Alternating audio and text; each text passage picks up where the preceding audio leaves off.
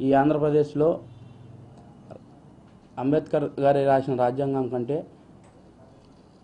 రాజారెడ్డి రాజ్యాంగం, జగన్మోహన్ రెడ్డి రాజ్యాంగం అతి తీవ్రంగా నడుస్తూ ఉంది. అది మీ అందరూ కూడా గమనిస్తూ ఉన్నారు. అంతేకాకుండా మైనార్టీల్లో మా మైనార్టీస్ మీద ప్రస్తుతం కేంద్రంలో ఉన్న పెద్దలు నరేంద్ర మోడీ గారు పూర్తి స్థాయిలో మా మీద కక్ష కట్టడం జరిగింది. అది ఏ విధంగా అంటే సిఏఏ అనే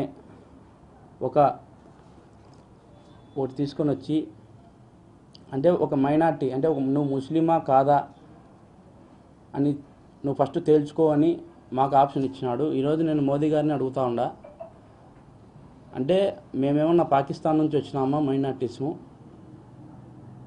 మా ఓట్లు మీకు కావాలా? మీరు గెలిచేటప్పటికి మా ఓట్లు మీకు కావాలా? ఓట్లు ఇచ్చే కానీ మేము మా స్థానాల్లో నిలబడేదానికి కూడా, మా ఊర్లో మా స్థానాల్లో నిలబడేదానికి కూడా మేము ముస్లింగా ఎలా నిరూపించుకోమంటారో మీరే చెప్పాలా. ఆ స్కీమ్ తెచ్చిన మిమ్మల్ని మేము అడుగుతూ ఉన్నాం. ఈరోజు జేబీఎం భారత్ పార్టీ మిమ్మల్ని ప్రశ్నిస్తూ ఉంది. ఈ రోజున మీరిచ్చే స్టేట్మెంట్లు, మీరిచ్చే స్కీములు కానీ ఏవైనా కానీ ప్రజలను నరుక్కునే విధంగా ఇవ్వకోకుండా ప్రజలను బాగుపరిచేటట్టు ఇస్తే బాగుంటుందని ఈ మీడియా ముఖంగా మీకు తెలియజేస్తాను మోదీ గారు. అంతేకాకుండా మైనార్టీస్కి జగన్మోహన్ రెడ్డి సీఎం కాకముందు తోఫా ఇస్తా అని చెప్పినాడు. పెళ్ళిళ్ళకు ఏ ఆడపిల్లకైనా సరే తోఫా ఇస్తా అని చెప్పినాడు. అది ఇంతవరకు ఇవ్వలే. అది ఎందుకు ఇవ్వలే జగన్మోహన్ రెడ్డి గారిని ప్రశ్నిస్తూ ఉన్నాం. అంతేకాకుండా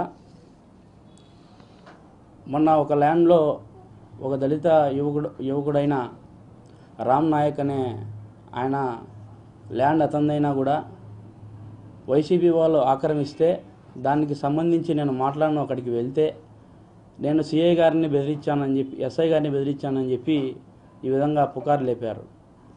అంటే ఎక్కడ కూడా ఎవరు మాట్లాడినా కూడా, నేననే కాదు నాలాంటి వాళ్ళు ఎవరు మాట్లాడినా కూడా వీళ్ళు పూర్తి స్థాయిలో కేసులు కట్టడం, జైళ్ళకు పంపించడం వీళ్ళ నైజంగా మారిపోయింది ఆంధ్రప్రదేశ్.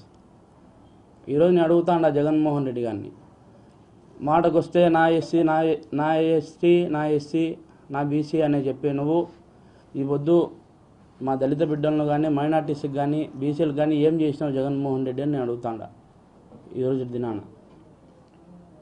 అంటే పూర్తిగా ఎవరైతే వాయిస్ అవుట్ చేసేవాళ్ళు ఆంధ్రప్రదేశ్ గవర్నమెంట్ మీద ఎవరైతే ఇది తప్పు అని చెప్పిన వాళ్ళు అందరి పరిస్థితులు కూడా ఏమవుతాయంటే ఈ రోజున కేసులు కట్టించుకోవడం, తీవ్రంగా కొట్టడం, తీవ్రంగా జైళ్ళకు పంపించడం, లేదంటే వాళ్ళని హెరాస్మెంట్ చేసి ఆత్మహత్యలు చేసుకునే అంతవరకు దారి తీయడం.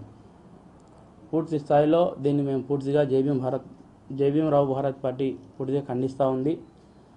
ఇంకొకసారి జగన్మోహన్ రెడ్డి గారికి గన మన ఓటు వేసుకొని గెలిపించుకుంటే మన గొంతు మనం కోసుకున్నట్టే అని చెప్పి ఈ మీడియా ముఖంగా మీకు తెలియజేసుకుంటాను. మీరు పూర్తిగా ఆలోచన చేసి మీ స్వచ్ఛమైన ఓటును, మీ ఉన్నతమైన ఓటును చూసుకొని మీరు పూర్తి స్థాయిలో ఓటింగ్ చేయాలని నేను మనస్ఫూర్తిగా కోరుతా ఉంటాను.